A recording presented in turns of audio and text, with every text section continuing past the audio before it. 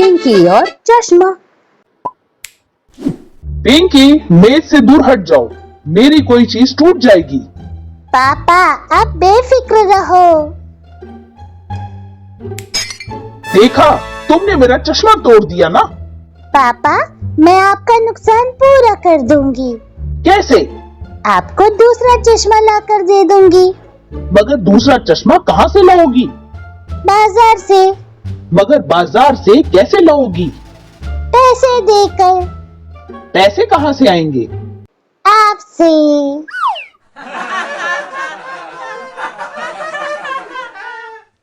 पिंकी और दादाजी की चिट्ठी। दादाजी क्या कर रहे हो? चिट्ठी लिख रहा हूँ। किसको? अपने एक पुराने मित्र को, जो बहुत दूर त्रिवेंद्रम में रहता है। लेकिन ये चिट्ठी उस तक पहुँचेगी कैसे?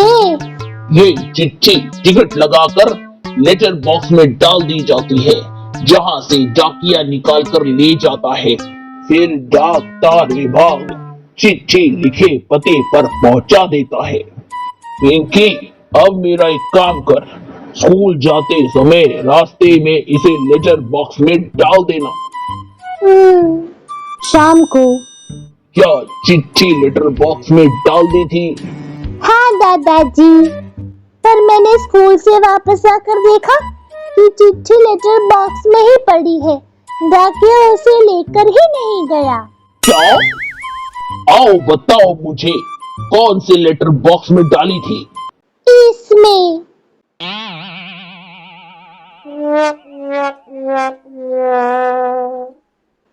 अंडेराम डंडेराम। पढ़ा तुमने डंडेराम? मेरे चाचा जी ने अपने 8वें पुत्र के पैदा होने की खुशी में हम दोनों को अपने घर खाने पर बुलाया है। ये तो बड़ी खुशी की बात है। भगवान उनको पूरी एक फुटबॉल टीम और दे दे। हमने कर कूदूद वाले की साइकिल मांगकर अच्छा किया। हाँ, नहीं तो चाचा सोचते कि उसका भतीजा इतना नकारा है कि एक साइकिल भी नहीं खरीद सकता। चाचा भट्टन के घर पहुंचकर, भतीजे, चाचा मुबारक हो, तुम्हारे छोटे से परिवार में एक और चांद निकला है। भैया भैया आप हमारे लिए क्या लाए? आई अल्लाह ना, तो भूल ही गया। मैं तुम्हारे लिए एक बड़ा भैया लाया हूँ, डंडेराम। वह तुम्हें मीठी मीठी कहानियां सुनाएगा।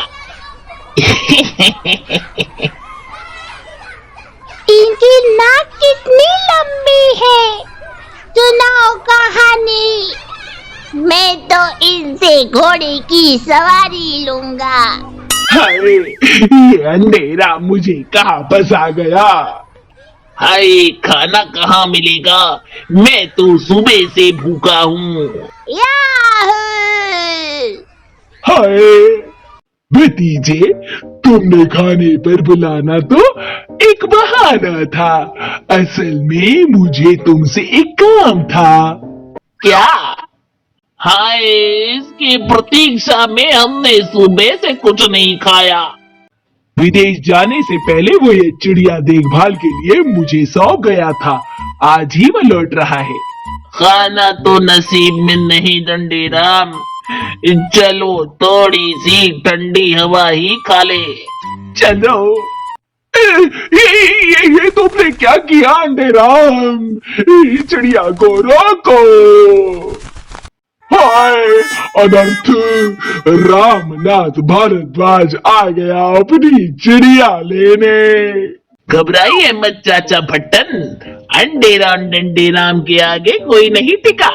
रामनाथ भारद्वाज को हम पर छोड़ दो।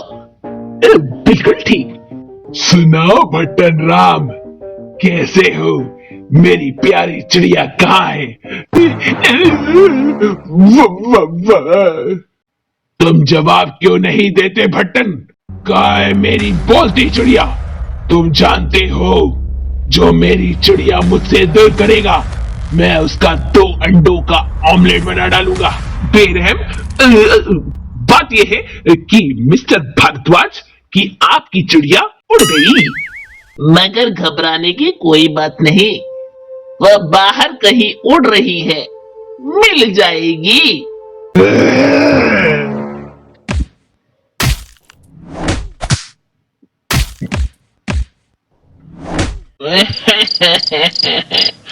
हम तो समझाने की कोशिश कर रहे थे, मगर इसे तो और गुस्सा आ गया।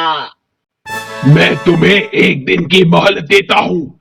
मेरी चिड़िया ढूंढ निकालो, नहीं तो मैं तुम्हारी बोटी बोटी अपने कुत्तों को खिला दूंगा। सुना तुझे ने? चिड़िया, तुमको हमें ढूंढना होगा। अपनी एक बोटी मुझे भी डाल देना।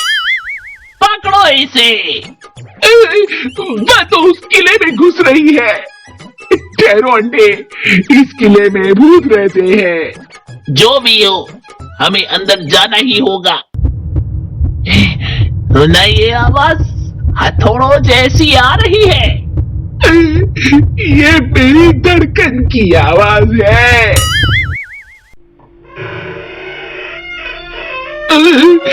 बोलती चिड़िया तो कहीं दिखी नहीं। क्या फूटी किस्मत है हमारी। कहा दावत खाने आए थे और कहा अब हम कुत्तों की दावत बनेंगे। हाय, लगता है अब यहाँ से हमारी अर्थी ही निकलेगी।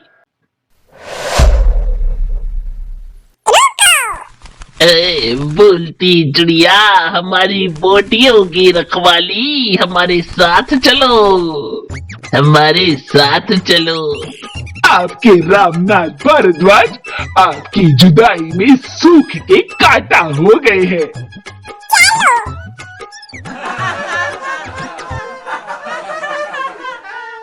मामा भांजा और लंगड़ी चुड़ैल। भांजे, अगर इंसान में बुद्धि और साहस हो तो वह विपरीत परिस्थितियों में भी मनोकूल कर सकता है। उदाहरण के रूप में तुम्हें एक कहानी सुनाता हूँ। सुनाइए मामा जी। उस बहादुर लड़के का नाम था किशोर। चलो आज इन बुजुर्गों की बातें सुनते हैं। अरे, तुम सब इतनी देर से भूत प्रेतों के झूठे सच्चे किस्से सुना रहे हो, पर क्या तुमने लंगड़ी चुड़ैल के बारे में भी सुना है? क्या सुना रहे हैं रामदेव? चुड़ैल आज भी जंगल में शमशान में रहती है। आज भी कोई उस तरफ नहीं जाता। हमारा तो उस तरफ कभी कोई काम ही नहीं पड़ा, वरना चले जाते। वैसे तुम बताओ, तुमने देखी है वो चुड़ैल? मैंने उसे देखा नहीं है और न ही देखना चाहता हूँ, पर अपने बाप से सुना था कि वह आदमियों को, जानवरों को शमशान में कैद कर लेती है और फिर उन्हें उबाल के खा जाती है। और एक बात है, जो उसे मार देगा वह चुड़ैल के गले में लटके उस हीरे का मालिक बन जाएगा, जिससे हर चीज मांगी जा सकती है। तब तो जंगल के शमशान में चलना चाहिए। वही हीरा मिल गया तो सब दोस्तों में धाक जम जाएगी। हर चीज, अच्छे कपड़े, अच्छे खिलौने होंगे मेरे पास। और उसी रात वह घर से चुपचाप निकल गया। जैसे ही चुड़ैल नजर आएगी, मौका देखकर इस डंडे से उसकी खोपड़ी फोड़ दूंगा। जंगल में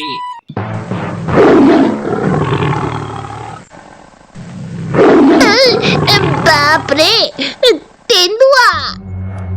दौड़कर किशोर पेड़ पर चढ़ गया, पर जब तेंदुआ भी उसी पेड़ के नीचे खड़ा होकर उसके उतरने की प्रतीक्षा करने लगा, तब किशोर चिंतित हुआ।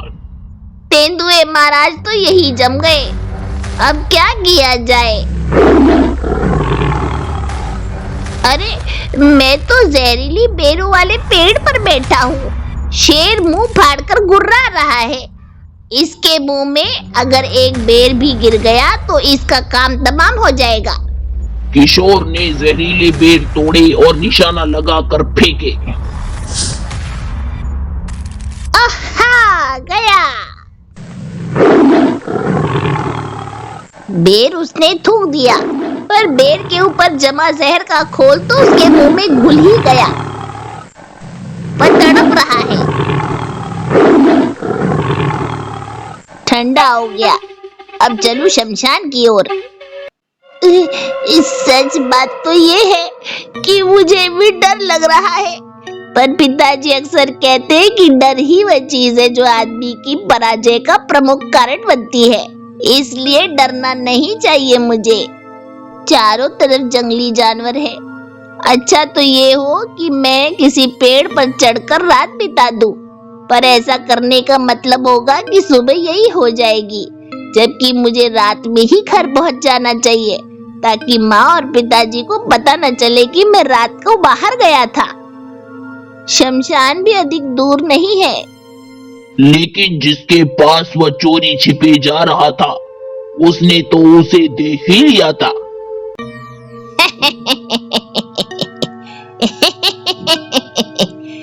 हाँ, शिकार बहुत दिनों से किसी बच्चे का मुलायम गोश्त नहीं खाया। दबे पाव जाऊंगा और एक ही बार में सिर फोड़ दूंगा उसका। अचानक अरे ये तो जाल है, बचाओ। नन्हे शिकार, अब खाऊंगी तुझे मसाले के साथ। फंस गया बेटा किशोर, ये तो वही लंगड़ी चुड़ैल है। ये तो गुफा में ले जा रहे हैं मुझे, अब ये खा जाएगी उबाल के मुझे। पानी उबल रहा है।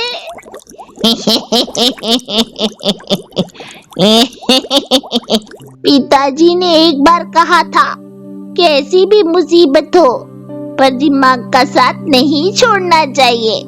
चल गया दिमाग। चुड़ैल नानी, क्या तुम सचमुच मुझे उबाल के खाओगी? हाँ मेरे नाती, मैं ही नहीं मेरे भेड़िए भी खाएंगे तुझे। फिर मेरे उस जादुई डंडे का क्या होगा? जादुई डंडा? हाँ नानी, वह जादुई डंडा है। मंत्र बोलकर एक विशेष ढंग से उसे पकड़ा जाए तो यह गाना गाता है। सच? विश्वास नहीं है तो मुझे दे दो डंडा, मैं दिखाता हूँ उसका चमत्कार। ठीक है, देती हूँ। ये ले, अगर बात झूठी हुई तो उबालने से पहले तुझे चाकू से गोद कर नमक मिर्च छिड़क कर तड़पाऊंगी। बेशक ऐसा ही करना नानी। पर डंडा हाथ में आते ही किशोर ने बड़ी हिम्मत का काम कर दिखाया। जय राम जी की नानी।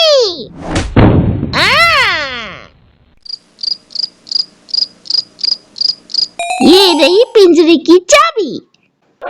ये भेड़िए चुड़ैल के पास नहीं जाने दे रहे हैं, जरा इन्हें मजा चखा दो। जैसे ही एक भेड़िए को डंडा लगा, बाकी सब किशोर पर झपट पड़े। बाप रे, ये मामूली भेड़िए नहीं है, डरते ही नहीं, शेर की तरह हमला करते हैं। भागो वरना फाड़ खाएंगे। भागते भागते किशोर उन सुरंगों में ही खो गया। भेड़िए ने तो पीछा छोड़ दिया, पर अब न तो वापस चुड़ैल के पास जाने का रास्ता मिल रहा है न बाहर जाने का है। ये क्या, लंगड़ी चुड़ैल की बैसाखी चल रही है। अचानक बैसाखियां बोल पड़ी। यह चुड़ैल की आवाज थी। मेरी गुफा से आज तक कोई बाहर नहीं निकल सका। एक बार मेरी गुफा में आने के बाद उसे मेरा भोजन बनना ही पड़ता है। चुड़ैल नानी, क्या तुम बैसाखी के अंदर हो?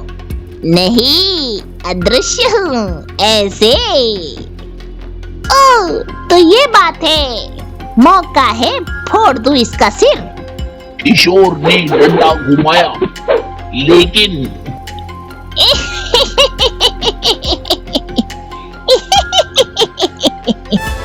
ओह, गायब हो गई। अचानक बैसाखी फिर प्रकट हुई और हमला करने लगी। बाप रे! किशोर ने बचाव शुरू किया। फिर सहसा ही बैसाखी में से एक रस्सी निकली और किशोर पर लिपट गई। यह मुझे अब उबलते हुए पानी में डाल देगी। बैसाखी उसे डायन के पास ले आई। नानी, अब तो तुम मुझे उबाल के खा ही जाएगी, लेकिन उससे पहले तुम्हारे पैर छूकर माफी मांगना चाहता हूँ।